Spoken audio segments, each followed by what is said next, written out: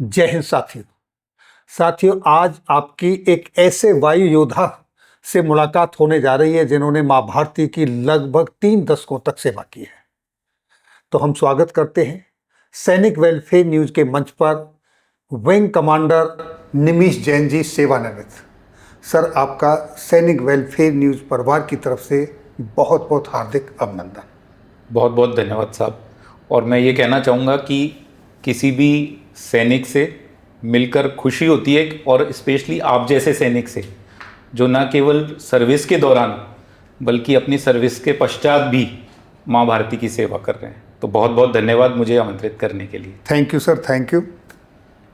Sir, आप engineer की पढ़ाई की, एरोनॉटिकल इंजीनियर थे, उसके बाद फिर आप डिफेंस ज्वाइन कर लिए।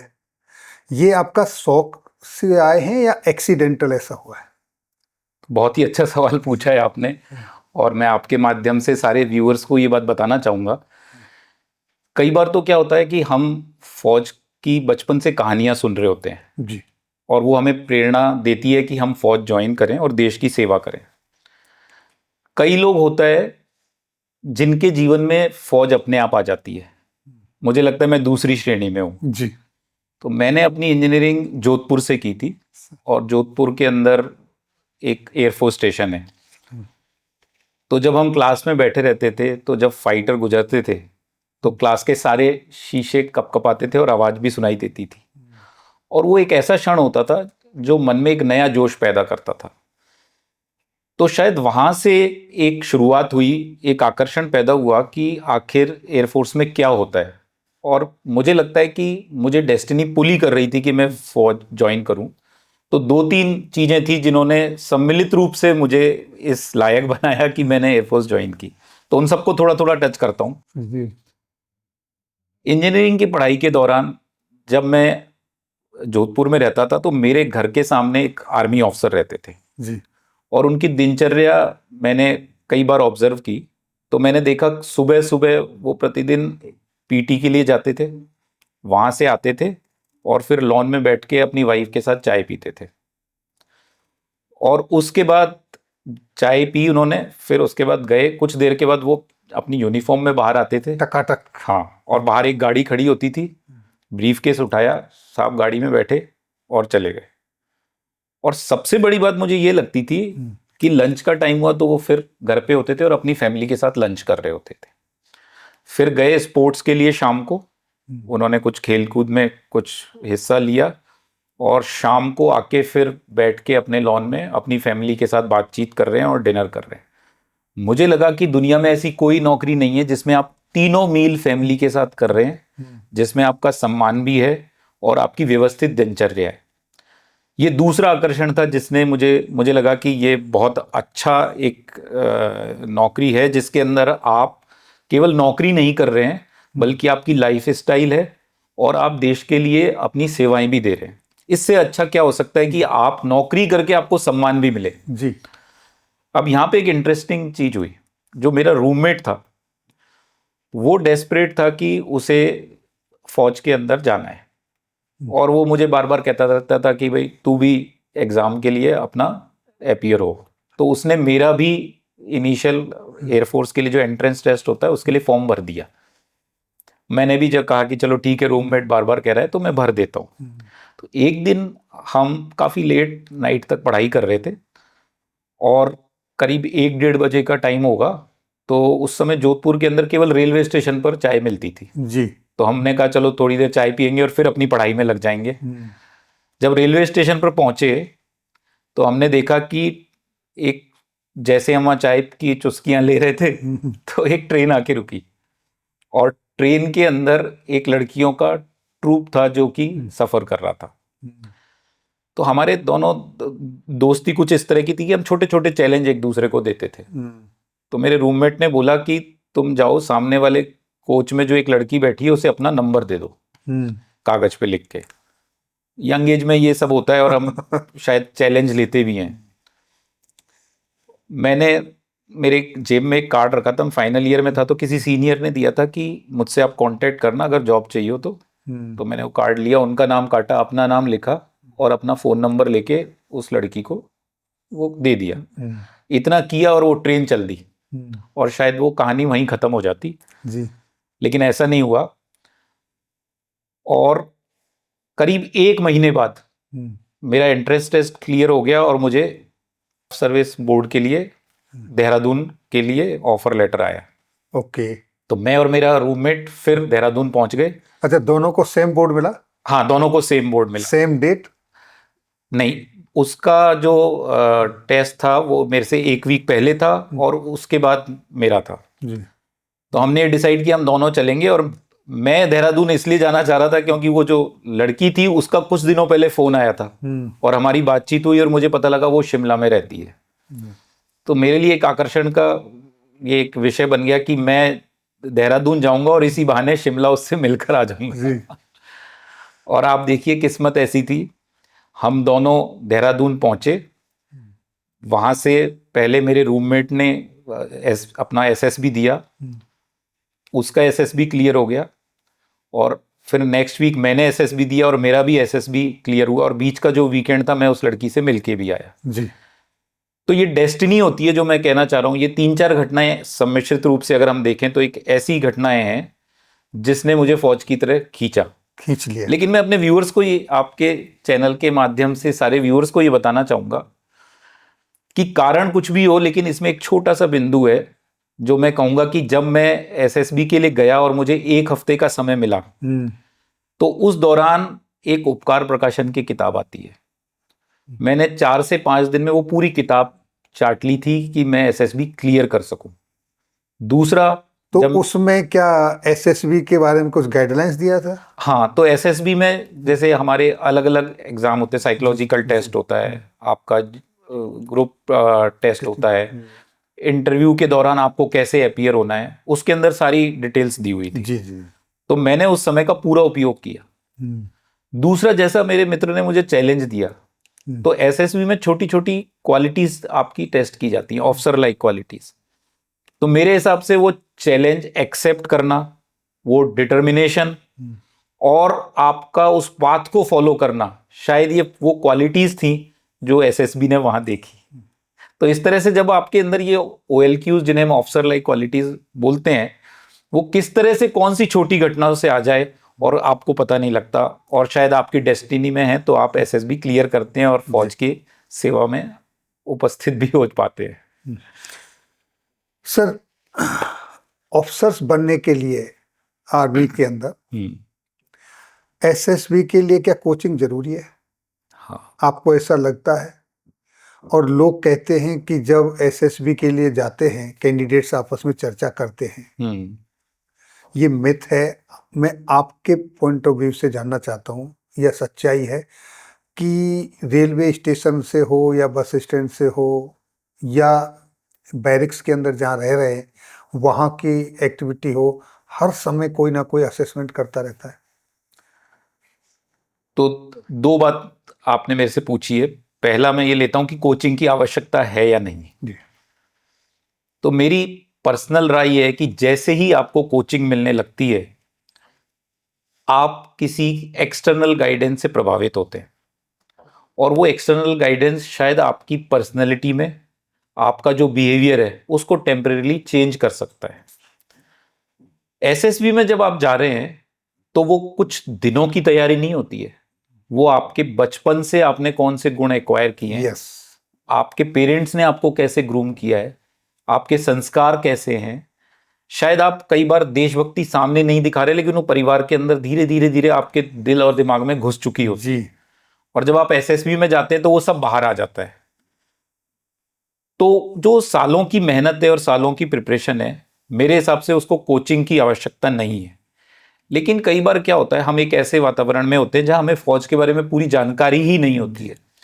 जैसे मेरे केस में मेरे माता पिता शिक्षक थे, तो हमें पायलट्स क्या होते हैं, एयरफोर्स के अंदर डॉक्टर्स क्या करते हैं, इंजीनियर्स क्या करते हैं, लॉजिस्टिशियंस क्या करते हैं, एडमिनिस्ट्रेटिव ऑफिसर का क्या रोल होता है, क्या कोई मेट्रोलॉजिस्ट नाम का भी डिपार्टमेंट होता है, ये सब जानकारी नहीं थी। ABCD भी नहीं पता था। इनफैक्ट मुझे ये भी नहीं पता था कि मैं अगर एसएसबी में जाऊंगा तो उन 5 दिनों में क्या होगा जी। कोचिंग कई बार इन परिस्थितियों में आपके लिए सहायक हो सकती है, लेकिन आपको केवल ये सावधानी रखनी है कि उससे आपका जो व्यक्तित्व है वो टेम्परेरी रूप से किसी तरह से प्रभावित नहीं होना चाहिए। अगर आप इस सावधानी को रख सकते हैं तो बशर्ते आपको कोचिंग करनी चाहिए। जी। तो मेरा ये मानना है। अदरवाइज आपकी जो क्वालिटीज है एसएसबी उनको बहुत अच्छी तरह निकाल लेता है, आप छुपा नहीं सकते हैं। तो कोचिंग उस पर पर्दा नहीं डाल सकती, लेकिन हाँ कोचिंग उसमें इजाफा दे सकती है। जी। और जो मैं रेलवे स्टेशन, बस स्टैंड या बैरिक्स की जो एक्टिविटी है उसको क्या लोग कहते हैं, चर्चा में सुनी है कि वहीं से असेसमेंट शुरू हो जाता है जब आप जैसे रेलवे स्टेशन पहुंचते हैं या बस स्टैंड पहुंचते हैं, हाँ, या अपनी बैरिक के अंदर जो गतिविधियां आप एक्टिविटी कर रहे हो। तो कई लोग ऐसा सोचते हैं कि जैसे ही उन्होंने उस शहर के अंदर जहां आपका एसएसबी होना है, बस में बैठते ही आपके बिहेवियर को लोग देखने लगते हैं, परखने लगते हैं, या आप मैस में किस तरह से बिहेव कर रहे हैं, जब आपका फ्री टाइम है आप लोगों से किस तरह से बातचीत कर रहे हैं, ये सब ऑब्जर्व किया जाता है। तो एसएसबी का एक ऐसा नहीं है कि कोई आपकी जासूसी कर रहा है या 24/7 आपको वॉच कर रहा है, ऐसा नहीं है। लेकिन ये शायद इसलिए कहा जाता है, जैसा मैंने आपसे कहा, अगर आपका व्यक्तित्व जैसा है वो आपके 24 आवर्स वैसा ही रहेगा। मान लो आपने पर्दा डाल के जैसे ही आप स्टेशन पर पहुंचे या आप मैस में हैं, आपने अपने आप को पास करने के लिए अपने आप में चेंजेस लाने स्टार्ट कर दिए, तो जो आपका मूल रूप है उसमें चेंज आ जाएगा। तो जो लोग ऐसा करते हैं, आई थिंक वो इससे पास नहीं हो सकते। वो उनकी ओरिजिनलिटी ही होनी चाहिए कि उन्हें कोई भी ऑब्जर्व करे, वो जैसे हैं फौज उनको वैसा ले ले। तो ये तो एक मिथ है कि उनको 24/7 उनको ऑब्जर्व किया जाता है, या रेलवे स्टेशन से या जहां उनकी अकोमोडेशन है उसमें ऑब्जर्व किया जाता है, ऐसा नहीं है। लेकिन अगर हम अपना बिहेवियर उसके अनुरूप रखेंगे तो ये बहुत चांसेस बढ़ जाते हैं कि जिस भी एग्जाम में हम अपीयर हो रहे हैं उसमें हमारा बेस्ट निकल कर आएगा। ये क्वेश्चन मैंने कल major general doctor Anil Shukla ji से भी पूछा था। अच्छा। वो एसएसबी भोपाल के कमांडेंट रह चुके हैं, आईओ रहे हैं। हाँ उनके से भी मैंने जब ये क्वेश्चन पूछा था उन्होंने बोला ऐसा कुछ भी नहीं है, हाँ, ये सब मिथ हैं, भ्रामिक बातें हैं। यस। हाँ, अगर आप कोई ऐसी एक्टिविटी करते हो जिसकी रिपोर्टिंग हो जाती है हाँ, तब उस पर विचार। तब वो जैसे आप मैथ्स में कोई इंडिसिप्लिन एक्टिविटी है या आपका बिहेवियर अपने बाकी जो कैंडिडेट्स हैं उनके साथ जेल अप नहीं हो पा रहा है, तो उसकी रिपोर्टिंग हो सकती है और उसका एक एडवर्स इम्पैक्ट आपके ऊपर आ सकता है। ये जरूर है। तो सर आपका पैरा जंपिंग का भी एक्सपीरियंस रहा है। हाँ, तो और इसमें पहली बार जब आपने जंप किया वो कैसा एक्सपीरियंस था और ओवरऑल आप इसको कैसे देखते हैं? तो मैं सब आपको पैरा जंपिंग के एक्सपीरियंस के बारे में बताऊं, उससे पहले सबको ये बताना चाहूंगा, फौज आपको एक मौका देती है कि आप न केवल अपने देश के लिए सेवाएं दें, अपने प्रोफेशन में काम करें, बल्कि आप कई एडवेंचर स्पोर्ट्स में पार्टिसिपेट कर सकते हैं। जी। जैसे मैंने अपनी एयरफोर्स में सेवाएं देने के दौरान पैरा जंपिंग किया। मैं एक सोलो पैराग्लाइडर पायलट हूँ जी। मैं सर्टिफाइड स्कूबा डाइवर हूँ, इसके अलावा सर्टिफाइड स्कीयर हूँ। जी। तो ये सारे जो एडवेंचर रिलेटेड एक्टिविटीज़ हैं मैंने फौज के दौरान की हैं। और उससे बड़ी बात, जब ये सारे एडवेंचर स्पोर्ट्स में मैं पार्टिसिपेट कर रहा था तो एक फौजी ऐसी ऑर्गेनाइजेशन है जो आपको इस छुट्टी के दौरान भी आपकी पे इंटैक्ट रखती है, और आपको मैं ये कहूँगा कि आप you are being paid on holiday. दुनिया में ऐसी कोई ऑर्गेनाइजेशन नहीं है। तो पैरा जंपिंग मैंने की है, और मी-17 हेलीकॉप्टर है उससे मैंने जंप्स किए हैं, करीब 8 से 10,000 फीट से जंप किए हैं। और उसकी कई घटनाएं जो यादगार हैं। सबसे पहली बात तो एयरक्राफ्ट से कूदना ही एक ऐसा इवेंट होता है जो आपको जिंदगी भर याद रहता है, अपने आप याद रहता है। तो एक दो घटनाएं जो मुझे बहुत अच्छी तरह से याद है और मैं आपसे शेयर करना चाहूँगा। पैरा जंपिंग एक ऐसा अनुभव है, जब आप पहली बार कूदते हैं तो हर किसी को डर लगता है। बिल्कुल स्वाभाविक है। स्वाभाविक है कि आप हवाई जहाज से कूद रहे हैं और कई इमरजेंसी हो सकती हैं, आपकी जान जा सकती है, आपके साथ कोई एक्सीडेंट हो सकता है जिससे आप इस स्थिति में आ सकते हैं कि पैरालिसिस हो जाए या आप जिंदगी भर अपने काम को ना कर पाएं। तो डर लगना बड़ा स्वाभाविक है, लैब भी जा सकते। यस। दूसरी ओर जब डर लगता है तो ये इस बात का प्रतीक नहीं है कि आप बहादुर नहीं है। डर लगना का मतलब है कि आप सारी रिस्क को जानते हैं और उनको कैसे एड्रेस कर रहे हैं। ये एक बहुत बड़ा सूचक भी है कि आप बहादुर हैं। तो मैं पहली जंप जब कर रहा था तो मेरी एक इंस्ट्रक्टर थी, तो मैंने उनसे कहा कि मैम मुझे तो बहुत डर लग रहा है, मुझे क्या करना चाहिए? तो उन्होंने मुझे पता नहीं मजाक में कहा या क्या, उन्होंने कहा कि जब आप पैरा जंपिंग करें तो जब हवा में हो और डर लगे तो जितनी बचपन से गालियां सीखी हैं सारी गालियां बकना स्टार्ट कर देना। मैंने उनकी इस बात को सीरियसली ले लिया और जैसे ही जंप लगाई तो पहली बात तो मुझे शायद दुनिया उस दिन पहली बार दिखी थी। आपको हवा से जो व्यू दिखता है किलोमीटर्स तक जी। और दुनिया इतनी सुंदर लगती है कि आप जमीन से शायद उसका अनुभव ही ना ले पाए। हवाई जहाज में भी जब आप रहते तो आपको एक ही तरफ का व्यू दिखता है, लेकिन जब पैरा जंप करते तो 360 डिग्री का व्यू दिखता है।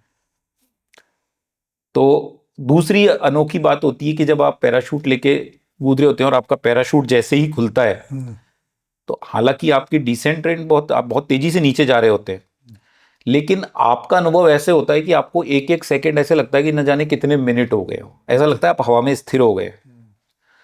लेकिन डर मुझे उस स्थिति में भी लग रहा था, चाहे मैं स्थिर हूं, चाहे धीरे हूं या तेजी से जा रहा हूं। और मैंने अपनी ट्रेनिंग की, जैसा इंस्ट्रक्टर ने बताया, मैंने अपने डर को भगाने के लिए जितनी गालियां मैंने आज तक सुनी थी सारी देना शुरू कर दिया। अब यहाँ पर एक बहुत ही अलग चीज हुई मेरे साथ। जहां पे आप पैराशूट को कंट्रोल करते हैं तो वहीं पे आपके पास एक मोटोरोला रहता है। कई बार की कोई इमरजेंसी हो तो आप ग्राउंड क्रू से कांटेक्ट कर सकें, उनसे गाइडेंस लें। स्पेशली जब फर्स्ट जंप होती है आपको पता भी नहीं होता है कि क्या इमरजेंसीज आ सकती हैं। तो मैंने जैसे ही पैराशूट को कंट्रोल करने की कोशिश की, बाई चांस मोटोरोला का जो पीटीटी स्विच जिसे हम कहते हैं प्रेस टू टॉक, जब आप उसको दबाते हैं तभी आप बात कर पाते हैं, वो गलती से दब गया और जो गालियां मैंने देना स्टार्ट की वो पूरा नीचे जितने इंस्ट्रक्टर थे और स्टेशन में जिसके पास मोटरोला था वो उन्होंने सारी गालियां सुन ली। और नीचे से मैं जब आ रहा हूं तो देख रहा हूं लोग मेरी तरफ देख के हंस रहे हैं। तो तब जाके मुझे पता लगा कि आज सबको पता लग चुका है कि मुझे कितना डर लग रहा था और मुझ में कितनी हिम्मत थी और कितनी मुझे गालियां भी आती। तो उन्होंने सारी जितनी उसकी वैरायटी थी शायद उस दिन सबने सुनी होगी। दूसरा एक और बहुत इंपॉर्टेंट इंसिडेंट है जो आपको बताना चाहूंगा सर। हमारे साथ एक लेडी ऑफिसर थी जी। तो जब उन्होंने पहली जंप लगाई तो नीचे से एक ट्रेन जा रही थी जी। तो हमको ट्रेनिंग के दौरान बताया जाता है कि आपको अगर कोई इस तरह का इवेंट है तो किस तरह से बचना है। स्पेशली क्या होता है, आपका अगर डेजिग्नेटेड एरिया है वहां पहुंचने के लिए आपको पैराशूट कंट्रोल करना होता है और आप वहां पे, जैसे कि आप ऐसी कोई मान लीजिए किसी पेड़ में या खाई में या ऐसे जैसे ट्रेन जा रही है तो उससे टकरा के, हाँ, या कोई वायर्स हैं तो वहां पे आप उस तरह की स्थिति में ना आए कि कोई एक्सीडेंट हो जाए। तो उस दिन काफी विंड था, टर्बुलेंट थी और लेडी ऑफिसर ये जो थी वो जाके उस ट्रेन के ऊपर पहुंच गई और पैराशूट कंट्रोल नहीं कर पाई और सीधा वो मूविंग ट्रेन के ऊपर ही लैंड कर। हाँ, हालांकि कोई इंजरी नहीं हुई, फर्स्ट जंप थी, लेकिन इस जंप के कारण उनके मन में एक डर सा बैठ गया था। अब मैंने जैसे आपको पहला बताया कि पहली जंप जो होती है उसमें आपको बहुत डर लगता है, तो सबके अलग अलग यूनिक एक्सपीरियंस होते हैं। अगले दिन हमारी दूसरी जंप थी और दूसरी जंप से पहले हम सब क्या करते हैं, हमें बोला जाता है कि अपनी अपनी फैमिली से बात कर लो, क्योंकि आपको पता नहीं है कि जंप के बाद क्या होना है, बात कर पाओगे नहीं या करने लायक रहोगे या नहीं रहोगे। फौज में ये सब चीजें बड़ी ओपनली बात की जाती है। अच्छा, ये सेकंड जंप के टाइम पे बताया? हाँ, सेकंड जंप, पहली जंप पे नहीं बताया। पहली जंप पे नहीं बताया, बोले आप बात कर लो अब तुम्हें पता है। तो हमने अपनी अपनी फैमिली से बात की, तो मैंने अपनी वाइफ से बात कर रहा था तो वाइफ ने मुझे अपने एक्सपीरियंस के बारे में पूछा तो मैंने कहा मुझे तो बहुत डर लग रहा था। तो शायद उस दिन मेरी वाइफ को मेरी आवाज के अंदर कुछ डर महसूस हुआ जी। तो उसने मुझे मोटिवेट करने के लिए कहा कि ये बताओ, अगर तुम्हें दो चॉइस मिले कि तुम्हें एयरक्राफ्ट से जंप लगानी है या किसी बेबी को डिलीवर करना है, जन्म देना है, तो क्या करोगे? तो हम सभी जानते हैं कि बच्चे को जन्म देना कितना दर्द से बड़ा और कितना डर से बड़ा काम होता है। वो एक नया जन्म होता है माँ के लिए। बिल्कुल। और शायद हम जेंट्स फॉर्म में उसको ना समझ सकें, लेकिन अपनी वाइफ के एक्सपीरियंस से या जो हमने सुना है अपने घर में महिलाओं से, उससे महसूस तो कर सकते हैं। तो मैंने कहा मुझे समझ में आ गया, मैं जंप करने के लिए तैयार हूँ। ये सुन के मैं आ गया। और दूसरी जंप में क्या होता है साहब, पहली जंप में आपको डर लगता है, लेकिन दूसरी जंप में आपको पता लग चुका होता है कि अब क्या क्या हो सकता है अगर इमरजेंसी हुई तो वो जो डर की अनुभूति होती है दूसरी जंप में, वो उससे कई गुना होती है। क्योंकि पहली बार आप खतरे के लिए तैयार होते हो, लेकिन दूसरे में आपको खतरा पता होता है। और जब दूसरी जंप लगाने के लिए मैं बिल्कुल एयरक्राफ्ट में लाइनअप पे खड़ा था, मेरे से पहले वही लेडी ऑफिसर थी जो मैंने आपको घटना बताई। और जैसे ही वो कूदने के लिए तैयार हुई, वो बिल्कुल एज पे जाके रुक गई कि मैं नहीं कूदूंगी, और नीचे बैठ गई। अब हमें डिफेंस में, मैं उनसे सीनियर था, तो एज ए सीनियर आपकी ड्यूटी होती है कि आप अपने जूनियर्स को या आपकी जो टीम मेंबर्स हैं उनको मोटिवेट करें जिससे कि आपका मिशन कंप्लीट हो। अब मैं एक तरफ तो खुद ही मोटिवेट होना चाहता था और अब मेरी ड्यूटी बन गई कि मैं इन्हें मोटिवेट करूं। तो मेरे दिमाग में कुछ नहीं आ रहा था कि मैं क्या करूं। फिर अचानक मुझे वाइफ वाली बात याद आई, तो मैंने उनसे वही सवाल पूछा। मैंने कहा अगर तुम्हें दो चॉइस मिले कि अगर बेबी डिलीवर करना है या फिर जंप करना है तो क्या करोगे। और जब तक मैंने अपना सवाल पूरा किया और मुझे जवाब सुनाई दे, उससे पहले मैंने देखा शी हैज जंप्ड। तो व्यूअर्स को ये बताना चाहेंगे कि हालांकि मैं इसको एक फनी एपिसोड की तरह बता रहा हूँ, लेकिन ये एक हमें एक्सपीरियंस बताता है कि हमारी जो माँ हैं जब हमें जन्म देती हैं वो कितना सहन बड़ी बात है। और उसको हमें हमेशा याद रखना चाहिए कि ये किसी भी बड़े खतरे से, चाहे हम हवाई जहाज से भी कूद रहे हों, उससे भी कई बड़ा खतरा होता है कि हम हमेशा अगर वो दो चीजें आएंगी तो हवाई जहाज से कूदना भी पसंद करेंगे। जी, वाकई में सर ये बहुत ही बहुत पेनफुल पीरियड होता है। हाँ, एक दूसरा बताते हैं दूसरा जन्म होता है। यस, माँ का भी, बिल्कुल। बच्चे का जन्म नहीं होता, हाँ, साथ साथ एक माँ का भी जन्म होता है।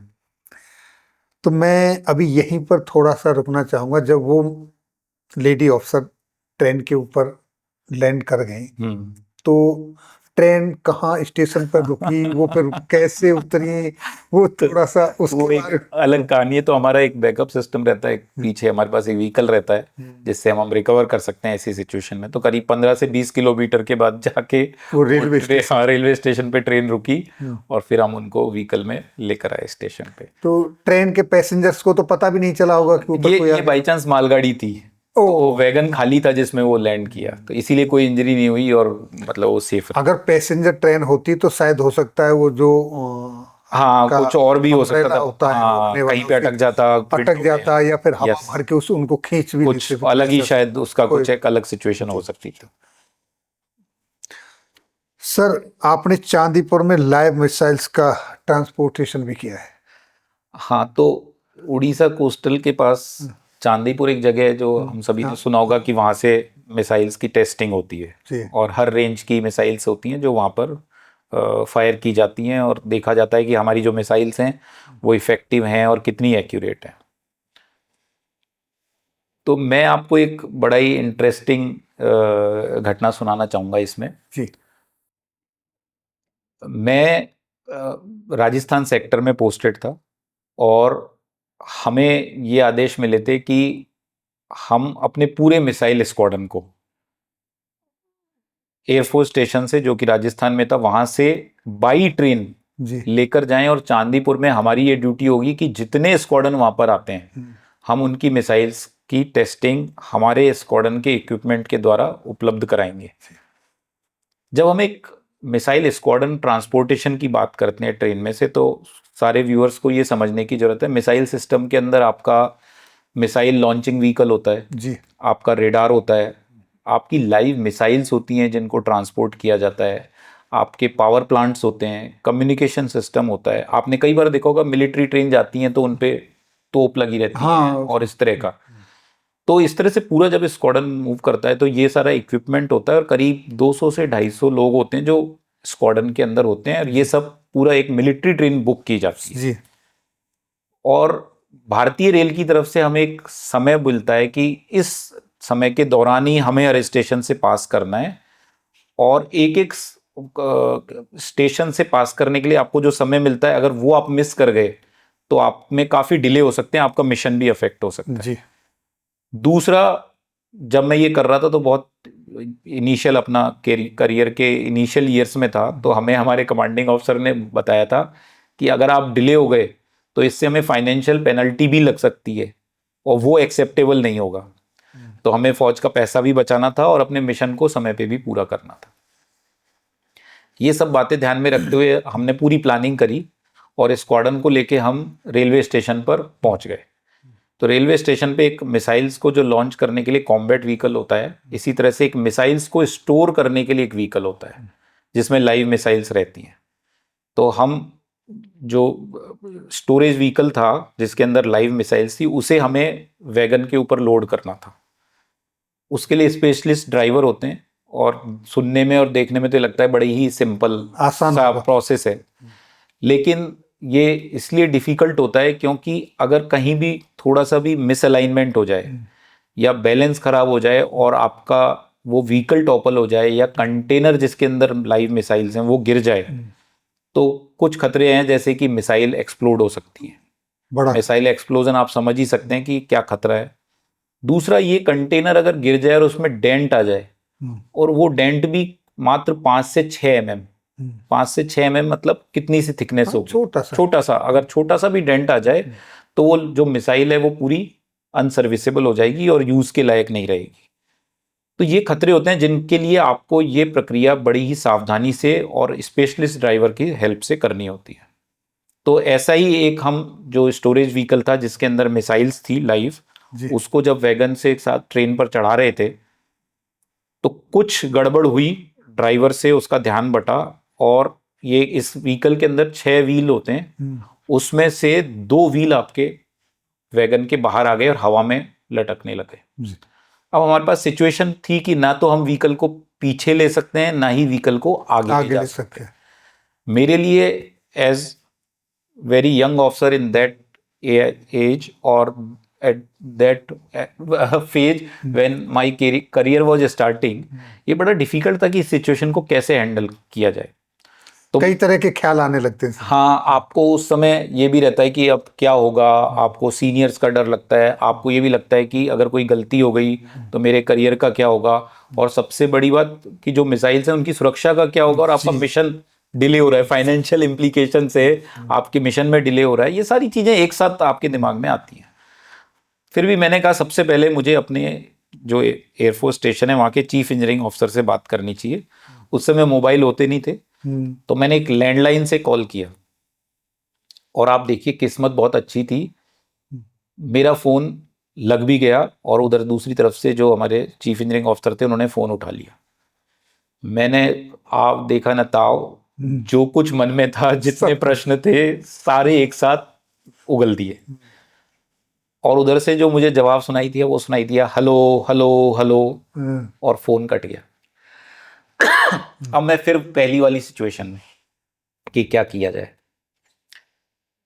फिर मैंने अपने जो स्क्वाड्रन के अंदर सीनियर्स एक्सपीरियंस्ड जितने भी बंदे थे उनको मैंने सलाह ली, उन्होंने काफ़ी अच्छी सलाह दी और उनमें से किसी एक ने बताया कि सर अब इसका एक ही तरीका है कि हम इस ट्रांसपोर्ट व्हीकल को क्रेन से उठाएं और एज इट इज रख दें। अब ये जो ट्रांसपोर्ट व्हीकल था इसका वजन था 40 टन और क्रेन को हमको इंजीनियरिंग के हिसाब से अगर लेनी है तो कम से कम 60 टन की कैपेसिटी वाली क्रेन होनी चाहिए जो इसको उठा सके। एयरफोर्स स्टेशन में ऐसी कोई क्रेन नहीं थी। तभी हमें ध्यान आया कि पास में एक आर्मी यूनिट है और वो हार्डली 5 मिनट्स दूरी पर है। तो हमने कहा चलो वहाँ सहायता मांगते हैं। हम वहाँ गए और वहाँ पे एक यंग कैप्टन हमें मिला। आर्मी की एक बड़ी खूबसूरत बात है, वो डिसीजन कई स्थितियों में बहुत जल्दी लेते हैं। जब उन्हें लगता है जरूरत है तो उनका यंग कैप्टन भी बहुत जल्दी डिसीजन लेता है। और जैसे ही हमने सिचुएशन बताई, उन कैप्टन साहब ने हमें बोला कि मेरे पास 2 क्रेन है और आपकी रिक्वायरमेंट पूरी हो जाएगी, मैं अपने स्पेशलिस्ट ड्राइवर भी आपके साथ भेजता हूँ। हम वो क्रेन लेकर आए। इंजीनियर यूनिट रही होगी सर। हाँ, अब मुझे इतना याद नहीं है लेकिन वो क्रेन थी उनके पास दोनों। वो क्रेन लेकर आए और उन्होंने वो दोनों क्रेन की हेल्प से पूरा जो मिसाइल्स के साथ ट्रांसपोर्ट व्हीकल था उसको उठाया और बिल्कुल वैगन के अलाइनमेंट के साथ रख दिया। ये काम इतनी सफलता से हुआ और हम बिल्कुल ट्रेन को टाइम से मूव कर पाए। जो उड़ीसा के अंदर हमें टेस्टिंग करनी थी, हमने करीब 100 से ज़्यादा मिसाइल्स वहाँ पे फायर की और टेस्ट करी और बड़े ही टाइम से हमने किया। महत्वपूर्ण बात यह है कि एयरफोर्स आपको एक यंग एज में मौका देती है कि आप उस समय इस तरह की एक्सट्रीम प्रेशर की सिचुएशन में किस तरह से अपनी डिसीजन कैपेबिलिटी को टेस्ट कर सकते हैं जी।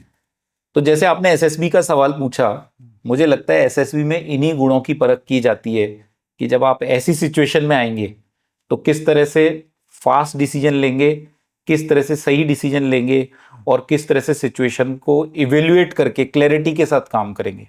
आई थिंक ये सब सारी चीज़ें वहीं से जुड़ी हुई होती हैं जो हमें अपने मिशन में और अपने प्रोफेशन में सफल बनाती हैं।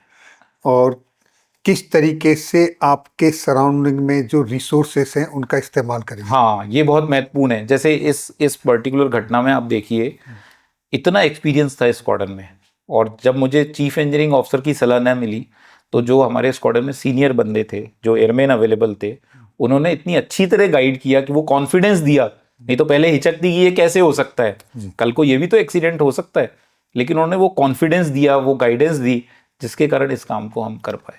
तो सर, अब मेरी एक जिज्ञासा है कि डिफेंस में, चाहे वो आर्मी हो, नेवी हो, एयरफोर्स हो, उनके अपने रोल हैं और वो उसमें लगे रहते हैं। यस। आपके सामने अचानक से एक नई टेक्नोलॉजी आ जाती है। हाँ, जो पहले नहीं थे। पहले आपका कोई और फाइटर जेट थे, फिर बदल के आ गए, जनरेशन 4 आ गया, रफाल आ गए, अभी तेजस मार्क 1 आ गया, हालांकि 2 का तो अभी प्रोटोटाइप भी नहीं आया।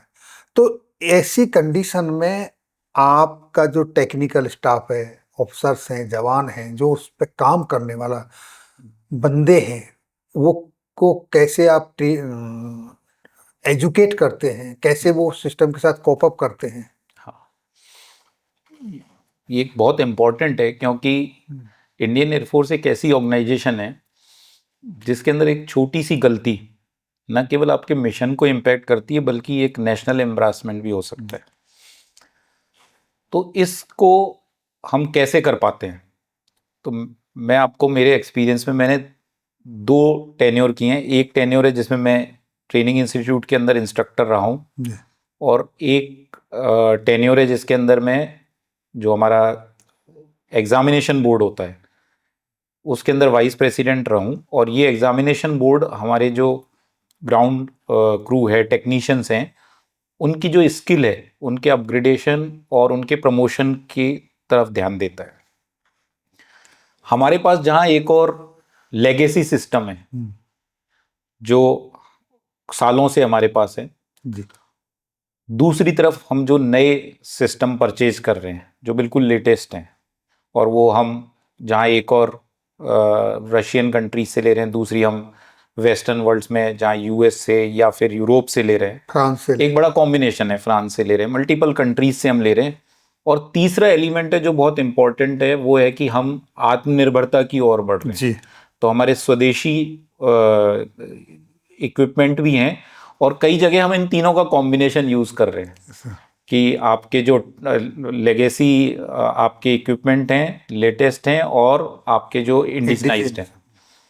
ऐसी स्थिति में आपके जो टेक्निकल क्रू है, उनको न केवल ट्रेनिंग बल्कि उनकी कंटिन्यूटी की, उनकी स्किल अपग्रेडेड रहे, बहुत महत्वपूर्ण हो जाती है। तो हमारे सिस्टम में क्या है, हम सबसे पहले जब भी कोई नया सिस्टम आता है तो उसके लिए ट्रेनिंग देते हैं और उसके बाद हम कि कहीं उनकी ट्रेनिंग में या जो वो इम्प्लीमेंट कर रहे हैं ऑन ग्राउंड, उसमें कहीं कोई गैप तो नहीं रह गया है, उसके लिए हम उनका स्किल टेस्ट लेते रहते हैं, चेक भी करते रहते हैं। और अगर वहाँ कोई किसी तरह का गैप मिलता है परफॉर्मेंस के अंदर, तो ये हमें मौका देता है कि हम हमारे या तो सिस्टम को अपग्रेड करें, हमारी ट्रेनिंग में निखार लाएं, या जो जिसको हम ट्रेनिंग इम्पार्ट कर रहे हैं, जो हमारे टेक्नीशियंस हैं या दूसरी ग्राउंड क्रू है, अगर उनमें किसी सुधार की जरूरत है तो वो भी लाया जा सके। और ये तीनों चीज़ें इतनी इंटीग्रेटेड रहती हैं कि ट्रेनिंग, आपका सिस्टम और आपका स्किल अपग्रेडेशन, ये साथ में जुड़े रहते हैं और उसी के कारण हम कंटिन्यूटी रखते हैं और कंटिन्यूअल इम्प्रूवमेंट रखते हैं, जिससे कि हमारे सारे सिस्टम अपनी मैक्सिमम परफॉर्मेंस पे काम करें और जो मिशन के लिए रिक्वायर्ड है उस एफिशिएंसी और इफेक्टिवनेस के साथ एग्जीक्यूट कर सके। तो सारे वेपन प्लेटफॉर्म या जितने भी सिस्टम हैं उनके लिए हम ये प्रक्रिया फॉलो करते हैं और हम आपने देखा ही है कि हम उससे कैसे रिजल्ट ला सकते हैं। तो ये आप जहाँ पर पोस्टेड हैं वहीं पर करते हैं या फिर डिफरेंट डिफरेंट यूनिटों में जहाँ उनकी लोकेशन है वहाँ जाकर कंडक्ट करते हैं? हाँ, तो जैसा मैंने आपसे कहा कि हम जब स्किल चेक करते हैं किसी की भी, तो हम वो केवल थ्योरी में नहीं करते हैं, ग्राउंड में बिल्कुल ग्राउंड पे करते हैं। अगर हम ये चेक कर रहे हैं कि कोई सुखोई पर काम कर रहा है तो उसकी परफॉर्मेंस कैसी है, तो जैसा लैब में एक्सपेरिमेंट होता है ऐसा हम लाइव एक्सपेरिमेंट करते हैं। जो भी चेक्स करने हैं, जो भी प्रक्रियाएं चेक करनी है, वो हम बिल्कुल एयरक्राफ्ट पे या मिसाइल पे या रेडार सिस्टम पे उस टेक्नीशियन के साथ में काम करते हैं, जिससे कि किसी तरह की जो रूटीन टेक्निकल प्रोसीजर हैं या इमरजेंसीज हैं उसमें उस एम्प्लॉय की, उस एयर वॉरियर की परफॉर्मेंस कैसी है वो चेक करते हैं। तो हम एक स्टेशन से दूसरे स्टेशन पे जाते हैं और जिस सिस्टम के लिए चेक करना है, जिस परफॉर्मेंस को चेक करना है, उस स्टेशन पर विजिट करते हैं। तो इस तरीके से तो आपका मैक्सिमम यूनिट्स में हाँ, लोकेशंस में जाने का मौका भी मिलता होगा। बिल्कुल, इस बहाने भारत भ्रमण हो जाता है और सब लोगों से मुलाकात भी होती है और आपका काफी अच्छा एक्सपोजर होता है इस कारण। जी जी। तो मैं एग्जामिनेशन बोर्ड में था नॉर्थ ईस्ट में, तो नॉर्थ ईस्ट के जितने एयरफोर्स स्टेशन थे मैंने सारे विजिट किए और सब जगह घूमा भी हूँ और सब जगह देखी भी है। मतलब पोस्टिंग एक जगह पर रहे, हाँ, लेकिन एक्सपीरियंस सभी का लेते हैं आप। सर, पहले आप इंजीनियर थे, फिर आप किसी से मोटिवेट हुए, आपके अपने पड़ोसी से देखते हुए फिर आप डिफेंस में आ गए और इसके बाद आपने एरो इंडिया में एज ए कमेंटेटर कमेंट्री भी किया है।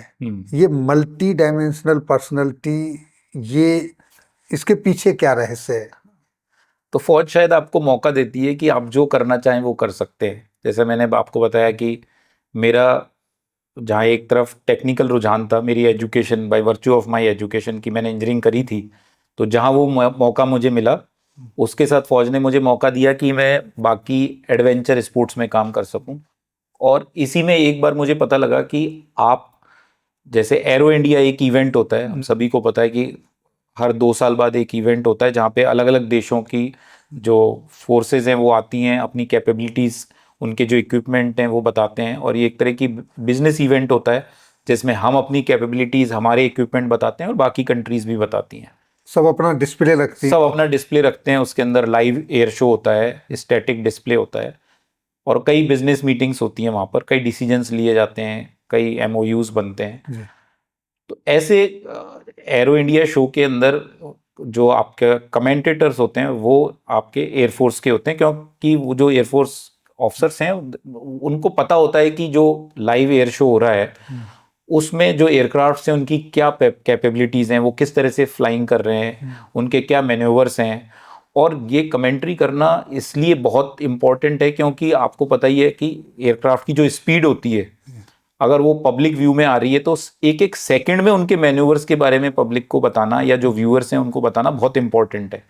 तो आपके मुंह से शब्द निकला और वो बिल्कुल मैन्यूवर से मैच होना चाहिए, ये बहुत इंपॉर्टेंट है। तो ये मुझे हमेशा आकर्षित करता था कि जो कमेंट्री कर रहा है वो कैसे कर पा रहा है कि बिल्कुल जब एयरक्राफ्ट टर्न ले रहा है तब वो बोल रहा है और उसने पिच किया, रोल किया या यॉ मूवमेंट किया, तो आप उसके बारे में बात कैसे कर पा रहे हो। तो मैंने ऐसी एक बार कमेंट्री के बारे में मुझे पता लगा और मैंने एप्लीकेशन अप्लाई किया और मुझे भारतीय वायुसेना ने उसका मौका भी दिया। यहाँ पर एक बहुत इंटरेस्टिंग चीज मेरे साथ हुई साहब। हमारे मैक्सिमम इवेंट्स जो होते हैं उनमें कमेंट्री इंग्लिश में होती है। और उसके पीछे हम ये समझते हैं कि मैक्सिमम लोगों को इंग्लिश समझ में आती है। 2020 की बात है, ये जब कमेंट्री हो रही थी तो हमने ये डिस्कशन किया और मैंने प्रपोज किया कि क्यों ना हम कमेंट्री को हिंदी में करें इंग्लिश के साथ साथ। और एयरफोर्स की एक खूबी है कि वो नए विचारों को बहुत अच्छी तरह से बखूबी स्वीकारती हैं और आगे बढ़ने का मौका देती हैं। तो हमारे जो टीम लीडर थे और जो हमारे सीएनसी थे, बाकी हमारे सासो जो उसके लिए पूरे सुपरवाइज कर रहे थे, उसको कंडक्ट करवा रहे थे, उन्होंने इस प्रपोजल को एक्सेप्ट किया। तो उस एरो इंडिया कमेंट्री के अंदर हमने इंग्लिश और हिंदी दोनों की कमेंट्री की। और मेरी बचपन से जो पारिवारिक हमारा माहौल था उसके अंदर हिंदी बहुत बोली जाती थी, तो मुझे अंदर से लगता था कि मैं हिंदी में बातचीत करूं जब किसी से कनेक्ट हूं। तो वो मौका मुझे मिला और हमने हिंदी और इंग्लिश में दोनों में कमेंट्री की। और जब हमने पहले दिन कमेंट्री की तो सब लोगों ने सुनी, उनके लिए एक अलग अनुभव था। और उसी समय एक तीसरी बात ये आई, जो हमारी कमेंट्री थी वो बेंगलोर में थी और आपको पता ही है कर्नाटक के अंदर है। तो किसी ने कहीं से किसी पॉलिटिकल एंटिटी ने जो उस दिन विजिट किए और उन्होंने कमेंट्री सुनी, तो उन्होंने सुझाव दिया कि यहाँ पर तो मैक्सिमम लोग जो हैं वो कन्नड़ बोलते और सुनते हैं, तो कन्नड़ा में भी कमेंट्री होनी चाहिए। एक और नया चैलेंज आ गया। और आप ये देखिए, एयरफोर्स हमेशा ऐसे चैलेंजेस के लिए तैयार रहती है। और हमें ऊपर से ये आप ये कहे कि एक तरह से आदेश आया कि कल कमेंट्री कन्नड़ा में भी होगी। कल कमेंट्री जो है हिंदी और इंग्लिश के साथ एक तीसरी लैंग्वेज कन्नड़ा में भी होगी अगले ही दिन। हाँ, कि कन्नड़ भाषा के अंदर भी आपको ये कमेंट्री करनी है। इतना फास्ट करना थोड़ा सा। हाँ, तो कमेंट्री की तैयारी जो हम करीब 1 महीना पहले करते हैं, क्योंकि कोऑर्डिनेशन करना होता है आपको कि किस समय एयरक्राफ्ट आ रहा है, और आपको कनेक्ट में रहना पड़ता है। जो ऑपरेशंस रूम होता है जहाँ पे आपको सारी चीज़ें समझनी पड़ती है कि ये मूवमेंट कैसे होंगे, किसके बाद क्या होगा, कब वीआईपी मूवमेंट होगा, कब एयरक्राफ्ट आएगा, उसको अगर 20 किलोमीटर आने में कितना समय लगेगा, सीक्वेंस क्या रहेगी, इन सब के बारे में चर्चा होती है और आपकी प्रैक्टिस होती है।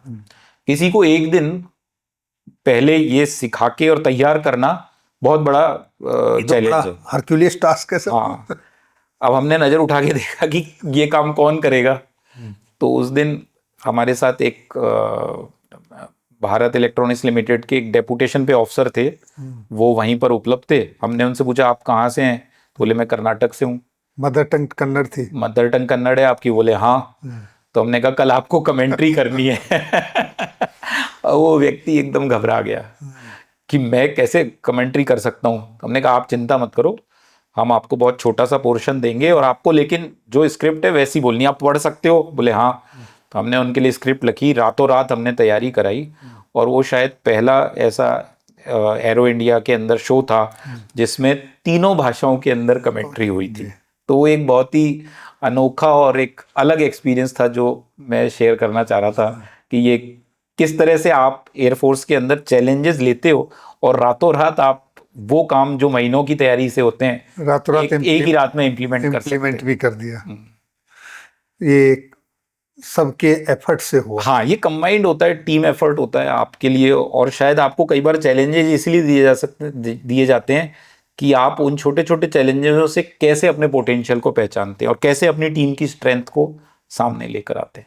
और बाकी लोग भी तो आप पे विश्वास कर रहे हैं ना। बिल्कुल सर। क्योंकि जैसे एक पायलट है, उसकी परफॉर्मेंस भी उस कमेंट्री से निखरती है, आपके पूरे इवेंट की जो परफॉर्मेंस है उस कमेंट्री से निखरती है। तो कोई आप पे विश्वास कर रहा है कि इस एक रात में लिए गए चेंज से हमारी परफॉर्मेंस अफेक्ट नहीं होगी, ये टीम वर्क होता है जो बहुत इंपॉर्टेंट, बहुत बड़ी बात है। सर आपने ऑप पराक्रम, ऑप विजय आपके टाइम पे हुए हैं, इनमें आपका कैसा अनुभव है? वहाँ की इस पीरियड की कोई ऐसा इंसिडेंट हो, कोई यादगार जिसे आप शेयर करना चाहें? तो पार्लियामेंट अटैक जो हुआ था सर, हम पिक्चरों में देखते हैं कि किसी फौजी की शादी होती है और जैसे ही शादी होती है अगले दिन वो अपना बॉर्डर पे कोई रिकॉल होता है और वो ड्यूटी पे चले जाते हैं। बॉर्डर बोला तो वो चीज़ बॉर्डर मूवी में भी बॉर्डर मूवी के अंदर और अधिकतर मूवी में दिखाई जाती है, जिससे आपका एक इमोशनल कनेक्ट आता है कि फौजियों का जिंदगी में क्या चैलेंजेस होते हैं। तो पार्लियामेंट अटैक के बाद में एक ऐसा पीरियड था जब एयरफोर्स का डिप्लॉयमेंट बॉर्डर पे करीब 11 महीने तक था। ये मेरी सर्विस के अंदर लॉन्गेस्ट डिप्लॉयमेंट था। और हमारी जो यूनिट थी वो राजस्थान बॉर्डर पे डेजर्ट के अंदर डिप्लॉयड थी। और आप समझ सकते हैं 11 महीने का जो लॉन्ग पीरियड था उसमें कई लोगों के फैमिली रिक्वायरमेंट थी और मेरी भी मैरिज प्लान थी। जी। तो 4 महीने के बाद मुझे 1 हफ्ते की छुट्टी मिली और उस समय उस 1 हफ्ते में मैंने मैरिज करी और मैं उसके इमीडिएट बाद वापस अपने डिप्लॉयमेंट पे गया। तो मुझे लगा कि मैं वाकई किसी मूवी का सीन हूँ और उसका पार्ट हूँ, जैसा पिक्चरों में दिखाया जाता है मेरे जीवन में भी हुआ था। तो ये एक छोटे छोटे अनुभव है जो मुझे आज भी याद हैं और वो वाकई अब भी याद करके एक अलग अनुभव होता है। बिल्कुल सही बात है सर। मैं भी हुसैनी वाला बॉर्डर है अपना, हाँ। वहां पर था पीरियड में पूरे हम्म, में। हम्म। तो आप बहुत अच्छी तरह से कनेक्ट कर पा रहे होंगे कि उस डिप्लॉयमेंट में क्या हुआ होगा और वो हमारा जितना लॉन्गेस्ट टाइम था बहुत किस बड़ा तरह था। से रहे। हम लोग टेंट्स में थे, सब कुछ टेंट में सारा काम होता था। मतलब हमारा रूटीन, हमें तो कुछ महीनों के बाद तो लगने लगा था कि अब घर पे जाने में वो मजा ही नहीं आएगा जो टेंट्स में मजा आ रहा है। उस समय आप तो फिर भी थोड़े पीछे थे, हम तो हाँ एकदम सामने स्मार्ट आर्म्स की रेंज में ही थे। हाँ, आप तो बिल्कुल आर्मी का तो डिप्लॉयमेंट बिल्कुल कनेक्ट बिल्कुल स्मॉल सामने आर्म्स रहता है। की रेंज में थे, उनकी हाँ। पोस्टें सामने से दिखती यस थी यस। और गांव खाली पड़े थे। हम्म। उनको पहले इवैक्यूएट कर दिया गया था, लोग वहां से जा चुके थे। हाँ। और सच कहें तो आगे पाकिस्तान था और पीछे सतलुज थी, हम उनके हाँ, बीच में बीच थे। में थे आप। बीच में थे, हाँ, यस। जबकि पीछे पार करने के लिए कोई ब्रिज भी नहीं था। हाँ। वो ब्रिज फिर उधर से घूम के आना पड़ता, हुसैनी वाला बॉर्डर से, यस। जहाँ अपने भगत सिंह, राजगुरु, सुखदेव और उनकी जो समाधि बनी हुई है। वो भी एक बिल्कुल। अपने आप में ही एक हाँ। पीरियड आप था सर। आपका हर डिटैचमेंट, हर ऑपरेशन, हर मिशन बिल्कुल अलग होता है। उनमें बिल्कुल कोई समानता ही नहीं होती है। कुछ लर्निंग लेसन्स हो सकते हैं जो एक दूसरे से मिलते जुलते होते हैं, लेकिन उनके अनुभव बिल्कुल अलग होते हैं।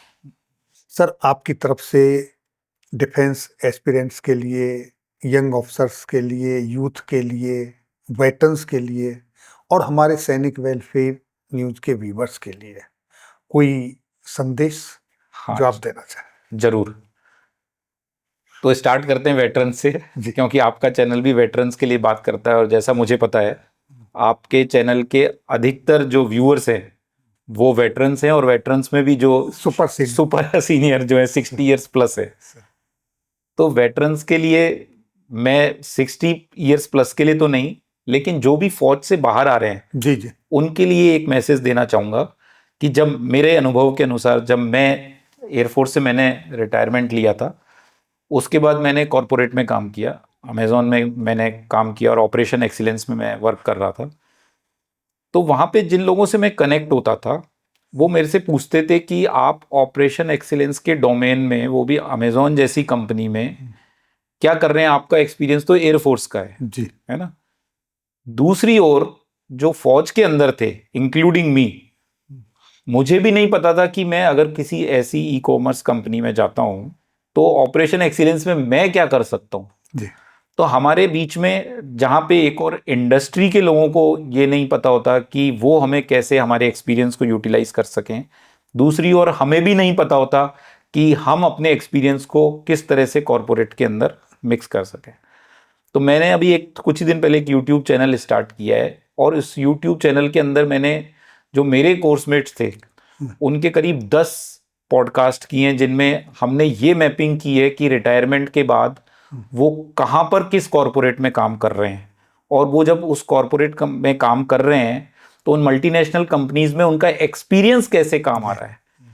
तो ये एक हमारा प्रयास था जिससे लोग ये समझ सकें कि अगर वो रिटायरमेंट ले रहे हैं और वेटरन बन रहे हैं तो उनकी यूटिलिटी मल्टीनेशनल कंपनीज में कैसी है। दूसरी ओर जो मल्टीनेशनल कंपनीज में रिक्रूटर्स हैं या जो एचआर डिपार्टमेंट है वो समझ सकें कि जो डिफेंस पर्सनल हैं उनके पोटेंशियल को कैसे यूज किया जा सकता है। वेटरन्स को यही मैसेज देना चाहूँगा कि हमारा जो एक्सपीरियंस है वो इतना रिच और इतना अधिक होता है कि अगर हम बाहर किसी कंपनी में जा रहे हैं तो शुरू के 6 महीने तो हमारे लिए स्ट्रगलिंग हो सकते हैं, 1 साल हो सकते हैं, लेकिन उसके बाद जो हमारी पावर्स हैं वो शायद 10 गुना रेट से काम करती हैं और हम 2 साल में वो कंट्रीब्यूट कर सकते हैं जो किसी को बाहर 20 साल लगेंगे। इस मोटिवेशन के साथ और इस जानकारी के साथ आप आगे बढ़िए। आप अपनी दूसरी पारी में भी देश के लिए बहुत कुछ कंट्रीब्यूट कर सकते हैं। दूसरी बात आपने मुझसे पूछी यूथ के लिए, तो यूथ के लिए मैं आज के डेट में जिन युवकों से और युवतियों से इंटरेक्ट करता हूं, तो उनमें मुझे एक चीज लगती है कि वो बहुत जल्दी गिव अप कर देते हैं। उनके अंदर धैर्य की बहुत कमी होती है, और अगर रिजल्ट नहीं आया तो वो इंतजार नहीं करते हैं। मैं उनसे ये कहना चाहूंगा कि जैसा हमें सोशल मीडिया पे दिखाया जाता है कि सफलता बहुत जल्दी मिल जाती है या बहुत अधिकतम रेट से मिलती है, हमें केवल सफलताओं के बारे में बताया जाता है, फेलियर्स के बारे में बहुत कम सिखाया जाता है, इंक्लूडिंग सोशल मीडिया। अगर कोई भी यूथ एक बार निर्णय ले ले, जैसे अगर किसी ने ये डिसाइड किया कि उसे फौज में जाना है, और मान लीजिए पहली बार में उसका एसएसबी क्लियर नहीं हुआ है जी, दूसरी बार में क्लियर नहीं हुआ है, तो आपको हिम्मत हारने की और दिल छोटा करने की और किसी तरह का गिव अप करने की जरूरत नहीं है। एक बार आपने डिसाइड कर लिया है तो अपने विचारों को स्थिर रखें और आगे बढ़ते रहें। जैसा हमें गीता में भी कहा जाता है कि कर्म कीजिए, फल की चिंता मत करो। हर जगह वही सार है, चाहे वो यूथ के लिए हो, चाहे वेटरन्स के लिए हो, या सर्विंग पर्सनल के लिए हो, या किसी भी प्रोफेशन में हो। आई थिंक वो गीता का जो मूल मंत्र है, वही मैसेज मैं सारे यूथ को देना चाहूँ। सर, जब भी एयरफोर्स शब्द आता है या एयरफोर्स का नाम आता है तो पायलट, जहाज, एयरक्राफ्ट, उसकी बात होती है जी, और सिर्फ इससे हटके वहां पर इंजीनियरिंग भी होती है, इंजीनियर्स भी होते हैं, और आप तो इंजीनियर्स नहीं रहे, हाँ, आपका तो प्रोफेशन वही है। ये वहां प्रेशर सिर्फ पायलटों पर ही होता है, इंजीनियर के ऊपर क्या प्रेशर होता है, इंजीनियर्स की कैसी लाइफ है और कितना इम्पोर्टेंट रोल है, थोड़ा उसको डिस्क्राइब करें सर। जरूर। तो जैसा आपने बताया, किसी भी मूवी के अंदर सबसे पहले तो हीरो ही है जिस पर हमारी नजर जाती है, और बिना किसी शक के जो एयरफोर्स का हीरो है वो पायलट है। और पायलट में भी फाइटर पायलट्स जो हैं, जिनकी स्पीड, जिनके शौर्य, जिनके पराक्रम के बारे में हम सब सुनते हैं सर। और मैं ये कहूँगा कि ये कंपैरिजन कि पायलट्स और इंजीनियर्स में से जब हम स्टार्ट करते हैं तो वो वाजिब नहीं होगा, क्योंकि हम एक टीम होते हैं। जी जी। हम सभी एक टीम का हिस्सा हैं। और जहाँ तक महत्वपूर्ण होने की बात है, टीम में चाहे वो इंजीनियर हों, चाहे डॉक्टर हों, चाहे लॉजिस्टिक हों, चाहे पायलट्स हों, चाहे एडमिनिस्ट्रेटर हो, सभी उस टीम में इकट्ठे होकर काम करते हैं, तभी एयरफोर्स अपने मिशन को सफलतापूर्वक पूरा कर पाते हैं। सभी इक्वली इम्पोर्टेंट, इक्वली इंपॉर्टेंट हैं और सभी अपना अपना योगदान देते हैं, तब एयरफोर्स अपने मिशंस को सक्सेसफुल करती है। स्पेसिफिकली इंजीनियर्स के बारे में ये बताना चाहूँगा, जो भी लोग एज एन इंजीनियर एयरफोर्स में काम करना चाहते हैं, उनको कहूँगा कि आप ये देखिए, आपको मौका मिलता है इस ऑर्गेनाइजेशन के अंदर जो कहीं और नहीं मिल सकता। जो कॉम्प्लेक्स सिस्टम पर आप काम करते हैं, जो स्टेट ऑफ टेक्नोलॉजी में आप काम कर रहे हैं, वो लेटेस्ट होती है, और कहते भी हम कि डिफेंस में सबसे पहले टेक्नोलॉजी आती है और फिर बाहर जाती है। तो आपको मौका मिलता है कि आप बिल्कुल नई टेक्नोलॉजी पे काम करते हैं, नए एक्सपेरिमेंट्स पे काम करते हैं, इनोवेशन पे काम करते हैं। और इंडियन एयरफोर्स की एक खूबी जो मैंने आपको बताया था, यहाँ पर आप 3 तरह की चीज़ों पे काम कर रहे हैं। आत्मनिर्भर प्रोजेक्ट के अंदर स्वदेशी चीज़ों पे, जो आपके इम्पोर्टेड चीज़ें हैं, और जो आपके लेगेसी सिस्टम है। तो ये आपको एक मौका देती है कि आप अपने मैक्सिमम पोटेंशियल पे, मैक्सिमम इनोवेशन के साथ काम कर सकें। अब जैसे हम बात करते हैं, अगर एक फाइटर एयरक्राफ्ट की बात करें, मान लीजिए हम बात करते हैं सुखोई की, तो इसको मैं एक सिस्टम मानता हूँ। जी। इंडियन एयरफोर्स के अंदर ऐसे 800 से अधिक सिस्टम है जिस पे आप काम कर सकते हैं। जैसे आपके फाइटर एयरक्राफ्ट के अंदर इतनी वैरायटी हैं, फिर आपके ट्रांसपोर्ट प्लेन हो गए, हेलीकॉप्टर्स हो गए, मिसाइल्स हो गई, रेडार्स हो गए, कम्युनिकेशन हो गया, आईटी हो गया, साइबर हो गया। अगर मैं ऐसे सारे सिस्टम्स काउंट करने लगूंगा तो ये 1000 टच कर जाएंगे। बहुत वास्ट जी। तो ये इंजीनियर्स के ऊपर आपका भरोसा होता है। जो सारे जो वेपन प्लेटफॉर्म्स को यूज करते हैं, वो ऑपरेटर्स वो भरोसा रखते हैं, और वो भरोसा ही है जो इंजीनियर्स के ऊपर प्रेशर देता है। जी। दूसरा, कोई भी इंजीनियर किसी एक सिस्टम पर काम नहीं करता है अपने पूरे करियर में, वो चेंज करता रहता है। तो जब सिस्टम एक सिस्टम से दूसरे सिस्टम पे चेंज होता है, तो एक लर्निंग और अनलर्निंग का मौका मिलता है। अपग्रेडेशन। यस, तो आपने जैसे अपग्रेडेशन की बात की, तो हम जितने भी टेक्निकल सिस्टम हैं उनके अंदर रिपेयर और मेंटेनेंस के अलावा हम मॉडिफिकेशन करते हैं, अपग्रेडेशन करते हैं। कई बार ये डिसीजन लेते हैं कि अगर सिस्टम के अंदर 100% एप्लीकेबिलिटी नहीं है, कुछ बच गया, तो क्या हम उसे मिशन पे भेज सकते हैं, जिसे हम कंसेशंस कहते हैं। तो प्रोक्यूरमेंट करते हैं, इंजीनियर्स इन सब चीज़ों के अंदर इन्वॉल्व होते हैं, और ये निर्णय ऐसे निर्णय होते हैं जो वेपन प्लेटफॉर्म की इफेक्टिवनेस और एफिशिएंसी के साथ साथ उनको इतना पोटेंट बनाए कि वो अपने मिशन में कामयाबी से और पूरी सफलतापूर्वक काम कर सकें। ये एक प्रेशर है जो अलग प्रेशर होता है, और जिसको आप केवल इंजीनियर के रूप में ही अनुभव कर सकते हैं। तो तब उसके भरोसे पर ही आगे पायलट और वो सब यस, काम करते उसी भरोसे पे काम चलता है। पूरी टीम एक दूसरे पे भरोसा करती है, और शायद वो एक्सपर्टीज, वो कॉम्पिटेंसी ही आपको वो चीज़ देती है जिससे कि आप अपने सारे मिशंस पूरे कर पाते हैं और सारे टारगेट्स अचीव कर पाते हैं। सर, आखिरी एक, आज के इस पॉडकास्ट से रिलेटेड तो नहीं है, हाँ। पर ऐसे एज ए वेटरन, हमारे जो वेटरन्स हैं, जो हमारे आज जो सर्विस कर रहे हैं, वो जब अपने वापस आते हैं, अपने अपने फील्ड में सब माहिर होते हैं, मास्टर होते हैं जी।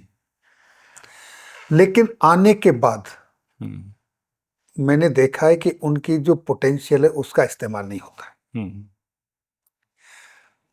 कोई उनको सिक्योरिटी गार्ड बनाना चाहता है, अपना सिक्योरिटी गार्ड रखना चाहता है, सिक्योरिटी में जाते हैं। मैं एक एग्जांपल लेता हूँ, आर्टिलरी का एक जवान गनर जो बोफोर्स गन को डिसमेंटल करके पहाड़ी की चोटी पे ले जाके असेंबल करके चलाता है, और वो बाहर आने के बाद एक सिक्योरिटी में खड़ा होता है।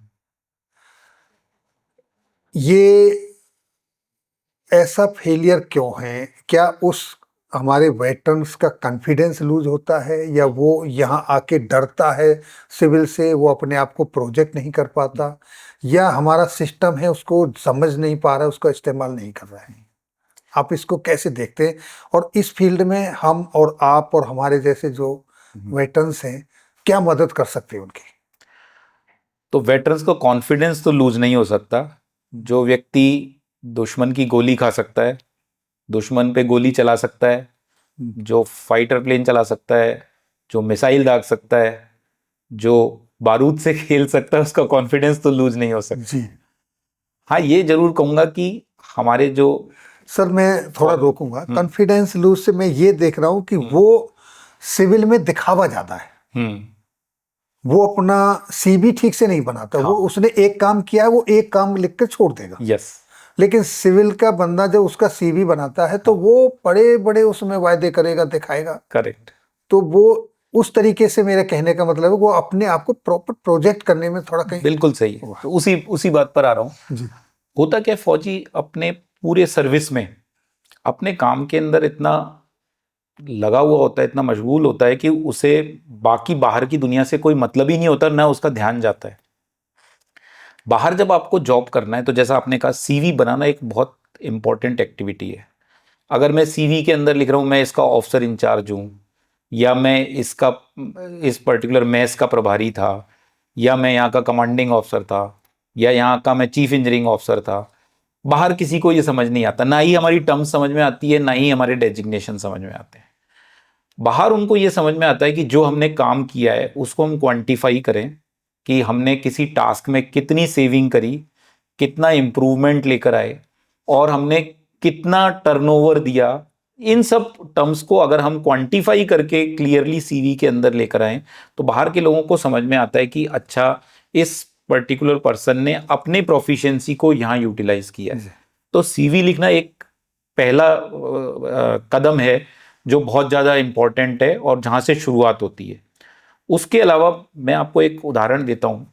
जैसे बाहर इंडस्ट्री के अंदर कोई भी काम हम करते हैं किसी भी आज की डेट में, तो प्रोजेक्ट मैनेजमेंट से स्टार्ट होता है, और उसके लिए एक सर्टिफिकेट होता है, पीएमपी। पीएमपी सर्टिफिकेट करने के लिए 1 महीना भी नहीं लगता है। और जब हम फौज में होते हैं तो हम उस काम को पहले महीने से करते हैं, और सालों करते आते हैं, दशकों में हम उस काम को कर रहे होते हैं, और बाहर आके हमारे को चूंकि जानकारी नहीं होती है तो हमें लगता है कि हमें उसका डर है या कॉन्फिडेंस लूज होता है कि मैं पीएमपी कैसे करूंगा, प्रोजेक्ट मैनेजमेंट कैसे करूंगा। मैं इतना ही बताना चाहूंगा सबको, चाहे वो इंडस्ट्री के लोग हों या जो सर्विंग है, हम पहले दिन से प्रोजेक्ट मैनेजमेंट करते आ रहे हैं, हम पहले दिन से प्रोग्राम मैनेजमेंट करते आ रहे हैं।